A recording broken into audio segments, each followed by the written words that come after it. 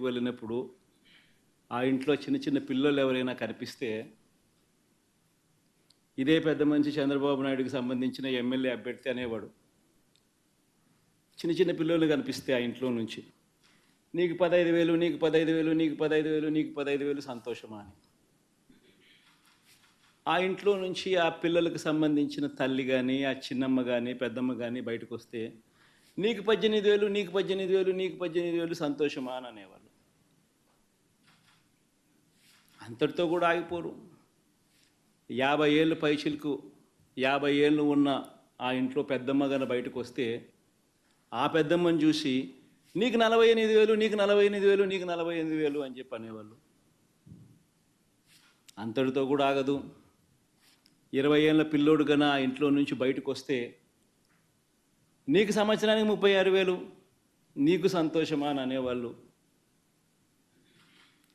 ఆ ఇంట్లో నుంచి ఓ కండువా వేసుకొని రైతు బయటకు వస్తే నీకు 20,000 ప్రతి సంవత్సరం, నీకు సంతోషమా అని అనేవాళ్ళు.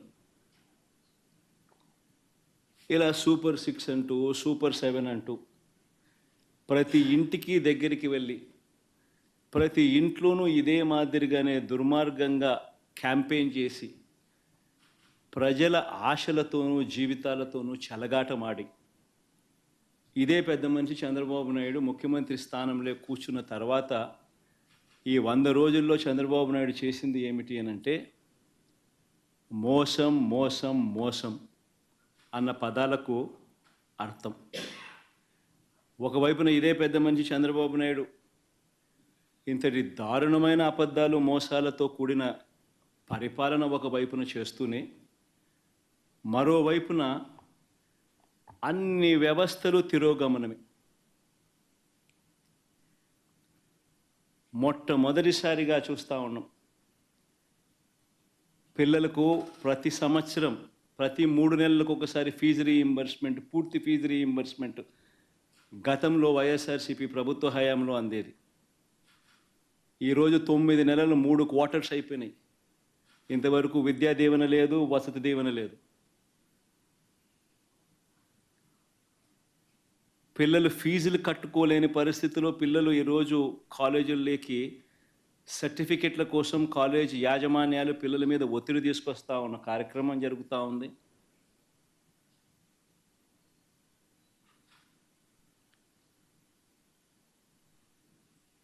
బడులన్నీ పూర్తిగా నిర్వీర్యమైపోయాయి.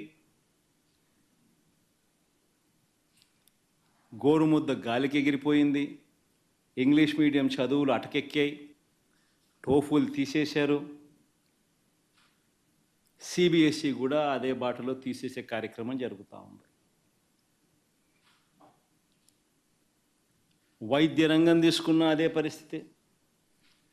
ఆరోగ్యశ్రీ బిల్స్ దాదాపుగా 2,000 కోట్ల రూపాయలు పైచిలుకు పెండింగ్. మామూలుగా జనవరిలో బిల్స్ ఫిబ్రవరిలో ప్రాసెస్ చేసి మార్చ్లో మామూలుగా ఇస్తారు. మార్చ్లో ఎన్నికల కోడ్ వచ్చింది, అంతే. ఒక్క బిల్లు పాస్ కాల. దాదాపుగా 2,000 పైచిలుకు కోట్లు Aarogyasri bills pending. Network hospitals ఈరోజు ప్రజలకు మంచి చేసే కార్యక్రమం, సేవలు అందించే కార్యక్రమంలో వెనకడుగు వేస్తూ ఉన్న పరిస్థితులు. 104, 108 సిబ్బందికి చంద్రబాబు నాయుడు గారు ముఖ్యమంత్రి అయిన తర్వాత ఇంతవరకు జీతాలు లేవు.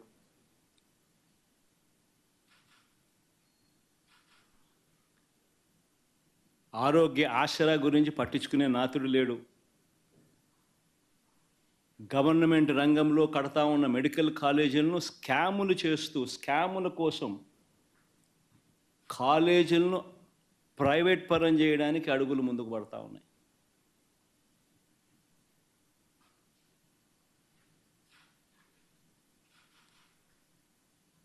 తిరోగమనం.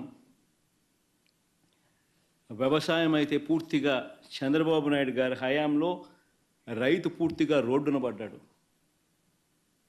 రైతులకు అందాల్సిన పెట్టుబడి సహాయం